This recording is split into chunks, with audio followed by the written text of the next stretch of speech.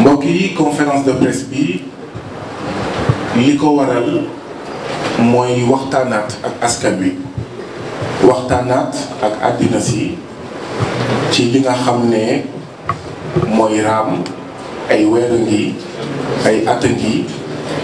te suba àjjuma ñi nga xam ne ñoom ñooy complot ñi nga xam ne ñooy nas ñu nar a def beneen jéego suba ca pencum ndaw yi réew mi assemblée nationale ñeenti at yii passé mun nañ wax ne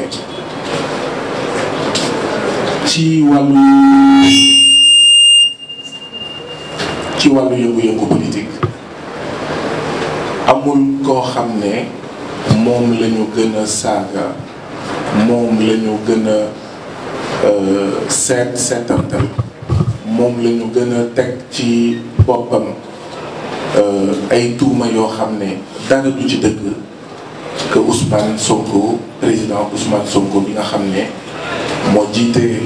parti Pastef jiite coalition Jotna te loolu amul dara lu ko waral lu dul taxawaayam moom ak ñu mu àndal ngir tabax beneen Sénégal ngir tabax beneen Afrique ba tey jii nii waa nguur gi seet nañ seetantal ne enquête nañ dugg nañ fépp ci Sénégal pour gis kër mbaa suuf soo xam ne turu Ousmane Sonko moo ci nekk wala turu yaayam wala turu jabaram boobu ak léegi ay weer ay at ba jamono jii may wax ak yéen mënuñu génnee benn këyitu kër benn këyitu suuf ci Sénégal boo xam ne mun nañ ci jàng turu président Ousmane Sonko. taxawaayu président Ousmane Sonko moo jur loolu ma doon wax sànq mbeñeel boo xam ne foo ko àpp rek weesu na ko ndax taxawaayam ci biir taxawaayam boobu ràññee nañ ne président Ousmane Sonko saay su nekk day feeñal ci gëtu askan wi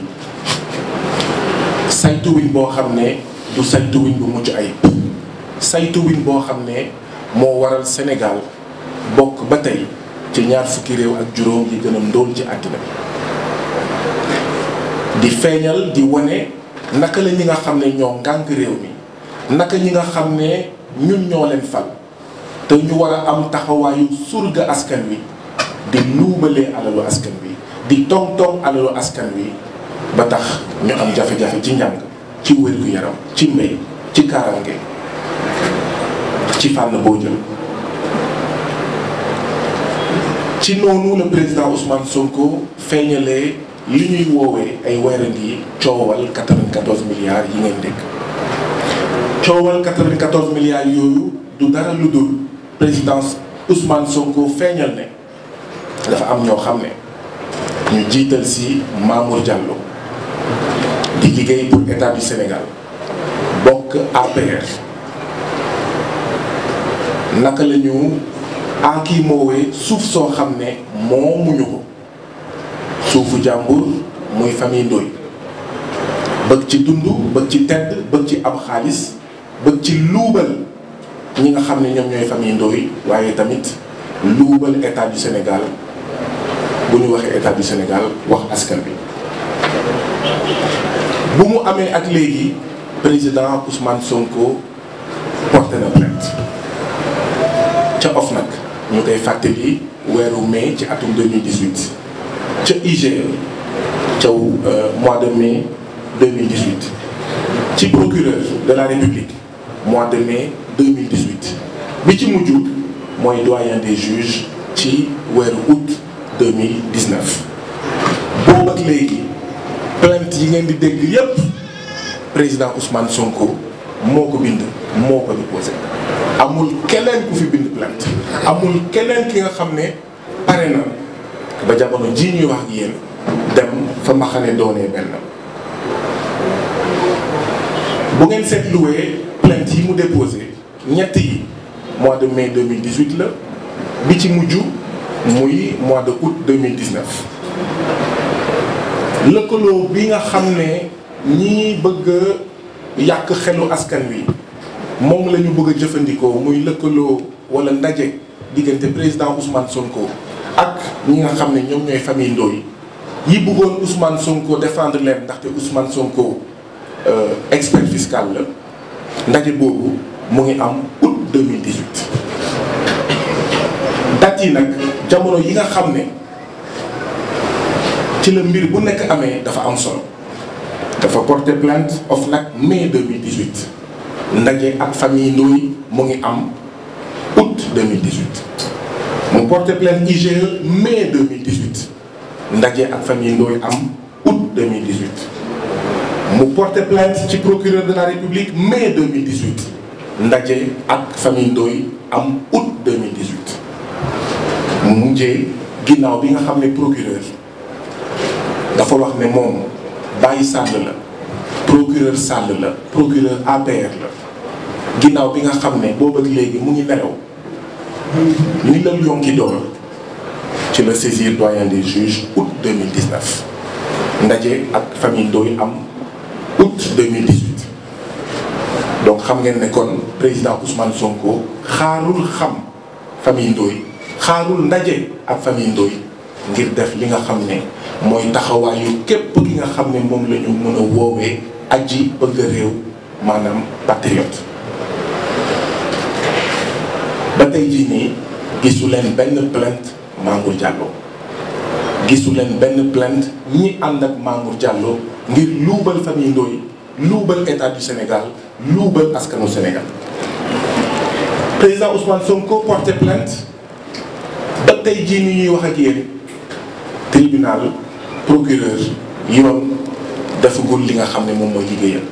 lu dul OFNAC moo dajeek moom benn yoon ginnaaw ndaje boobu amul dara li nga xam ne moo tukki ci ndaje bi. ñeneen ñëpp depuis mai 2018 depuis août 2019 fu mu nekk nii ñu ngi ci octobre 2019 ñeneen ñëpp ñoom itam dafa mel ni li nga président Macky Sall maanaam muy nelaw di nelaw rek di nelaw rek dafa mel ni ñoom itam loolu moo leen xuri ñu ngi nelaw rek di nelaw rek di nelaw rek. article 48 bu assemblée nationale dafa wax ne bu yoon waree def liggéeyam assemblée nationale bu yoon nag bëggee daal ñëppay ñàkk waaw noonu laa ko mën tënkee bu yoon bëggee bu yoon defee liggéeyam ñëppay ñàkk ñëppay taxaw même assemblée nationale. kon lii moo leen di wan lan moo tax yoon deful liggéeyam ñu fësal jëmmal jiital assemblée nationale. assemblée nationale nag ay weer a ngi mu ngi def ay théâtre février 2019 ci digg campagne électorale présidentielle ci la assemblée nationale taxawal commission d'enquête parlementaire 2012 ak léegi gisuñu benn commission d'enquête parlementaire et pourtant coow li bëri na scandale yi bëri na luubal yi bëri na IGE bind na OFNAC bind na IGE tuumal na OFNAC tiiñal na du ngeen gis benn musul am benn commission d'enquête parlementaire Mamour Mbaye Niang 29 milliards amul commission d'enquête parlementaire Oumar Anne nee na kilo ñebe 4500 amul commission d'enquête parlementaire coowal pétrole bi amul commission d'enquête parlementaire ak ñoom seen ak ñoom seen ak ñoom seen ñu jàpp nag ne li nga xam ne moom la waa APR Benno Bokk Yaakaar ak président Macky Sall bëgg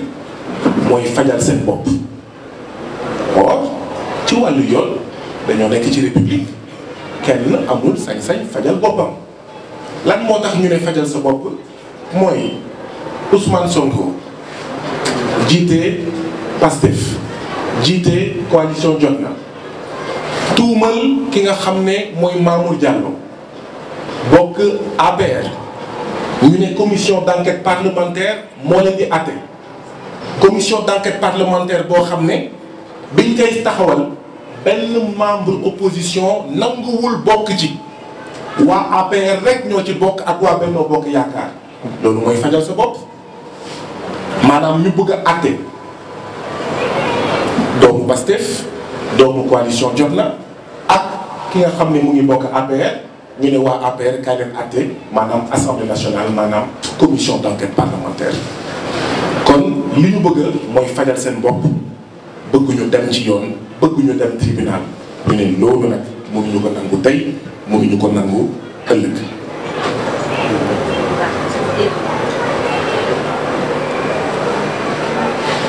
alors maa ngi def li ma mën foogoon naa sax ne sama baat dafa fort trop.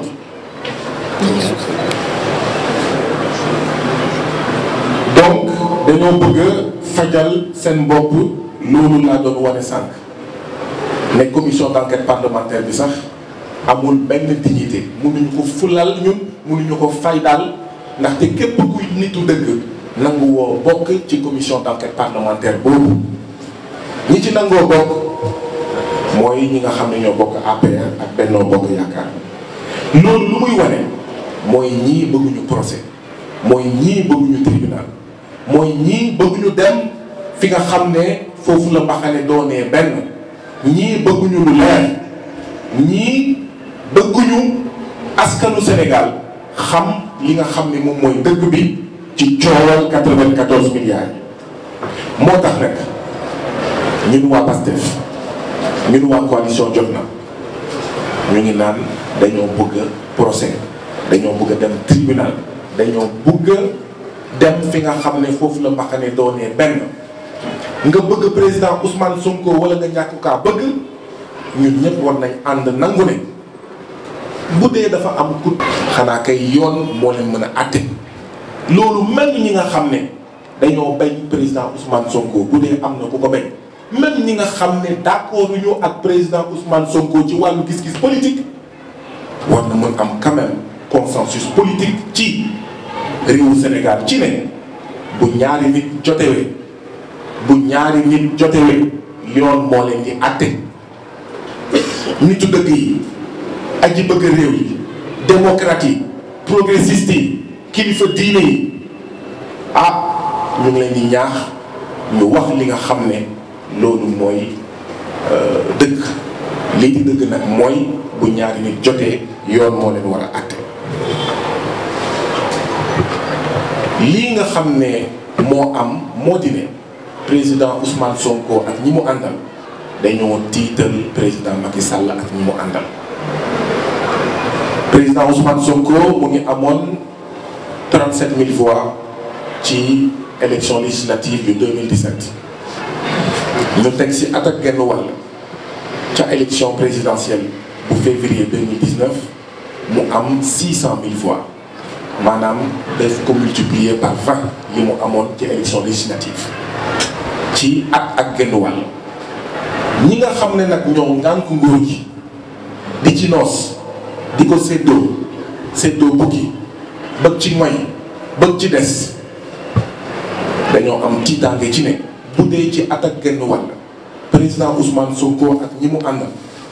ñoo multiplier par 20 li nga xam ne moom la ñu amoon ci mois de février ci élection législative 2017 kon ci juróomi at kii nii moo nar a nekk président ñii nii ñoo nar a jiite réew mi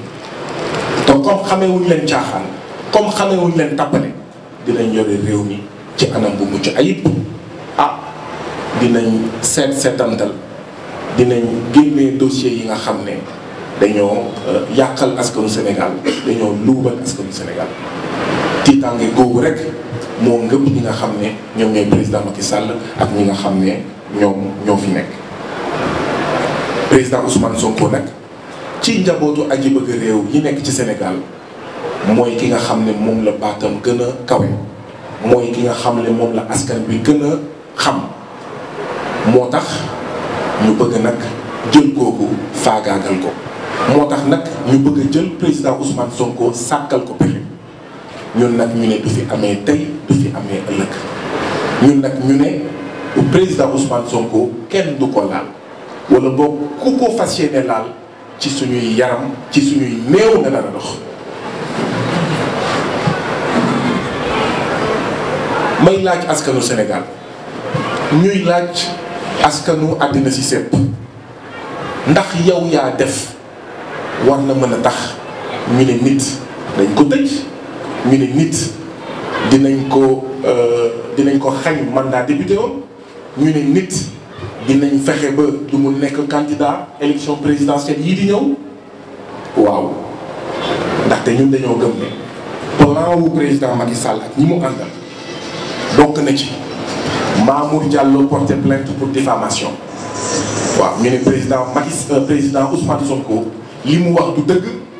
Mamour Diallo na porté plainte Mamour Diallo nag am na jafe-jafe pour porter plainte ndaxte bu porter plainte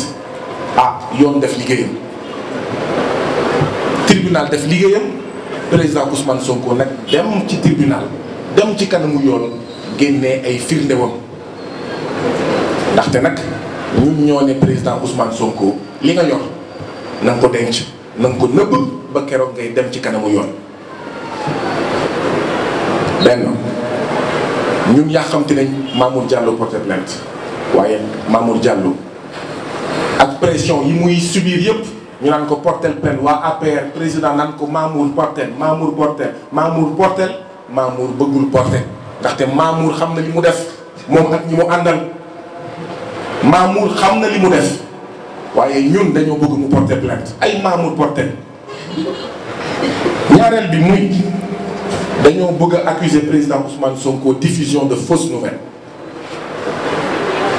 ñetteel bi mooy dañoo bëgg a accuser président Ousmane Sonko dénonciation calomnieuse waaye nag foog nga wone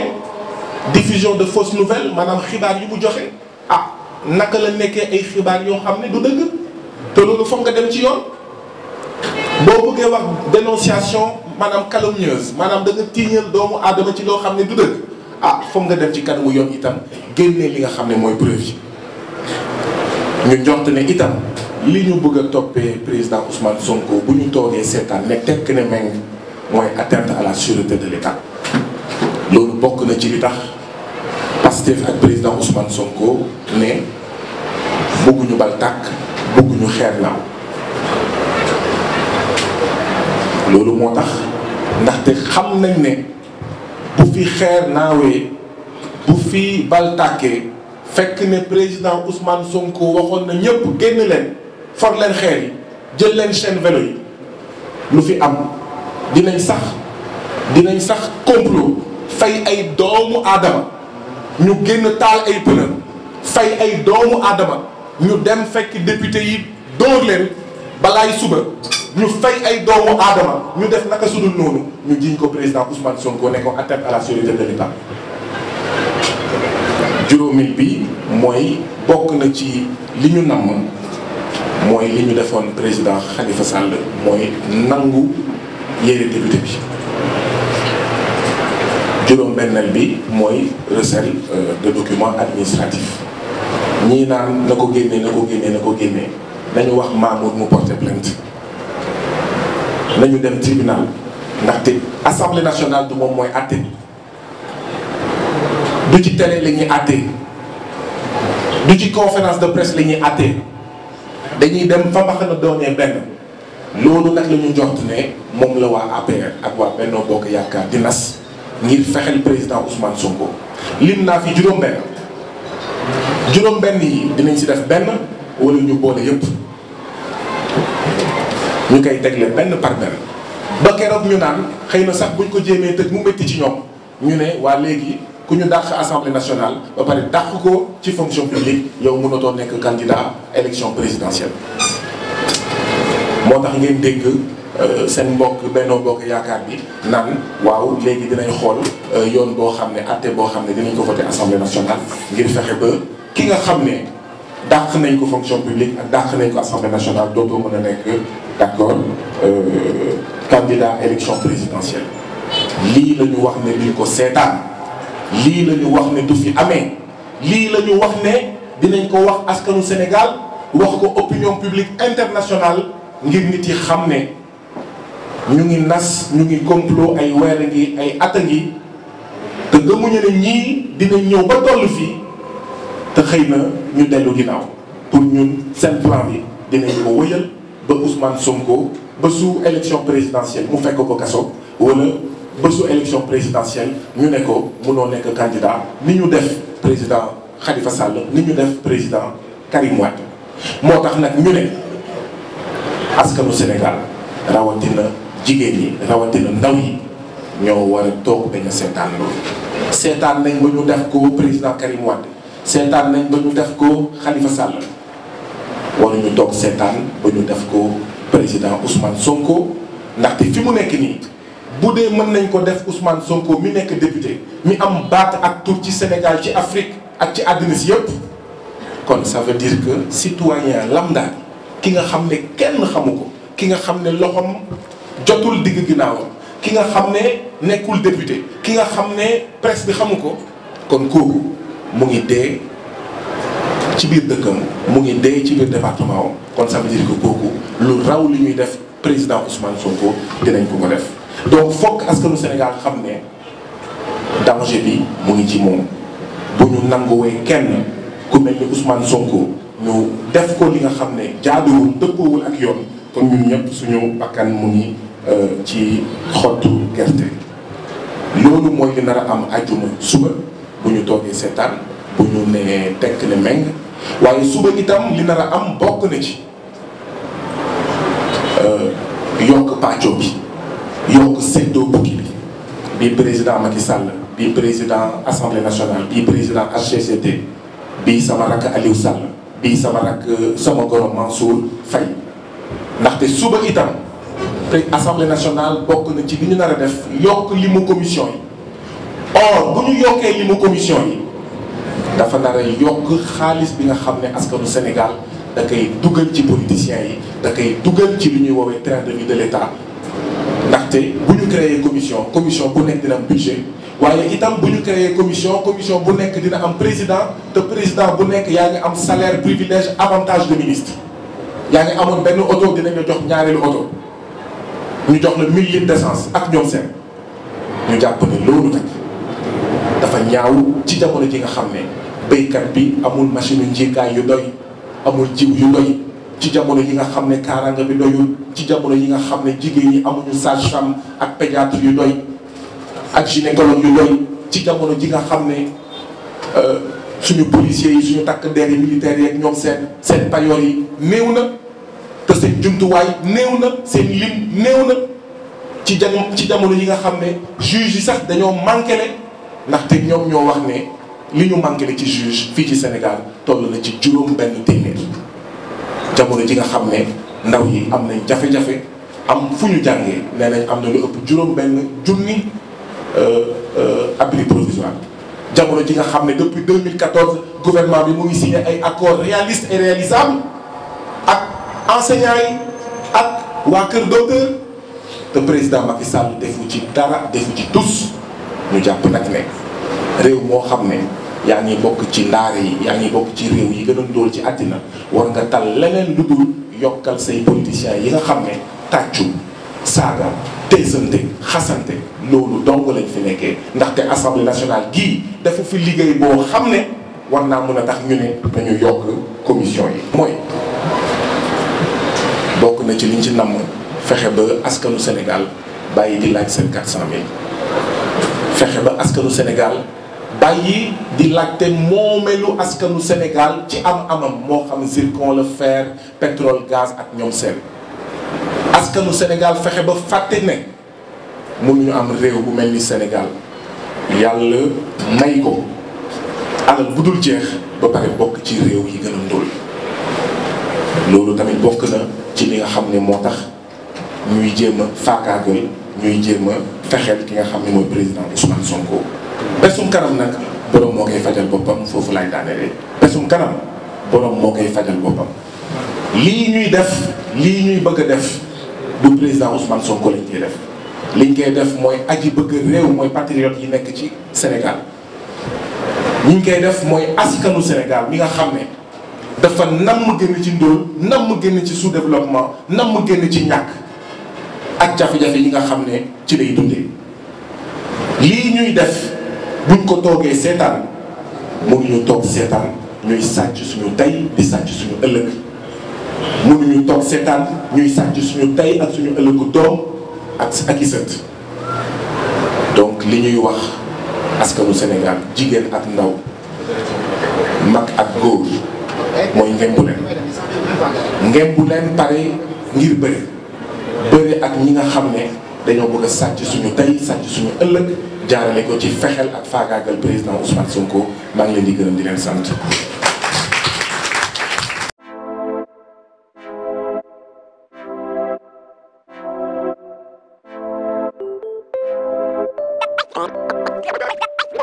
One.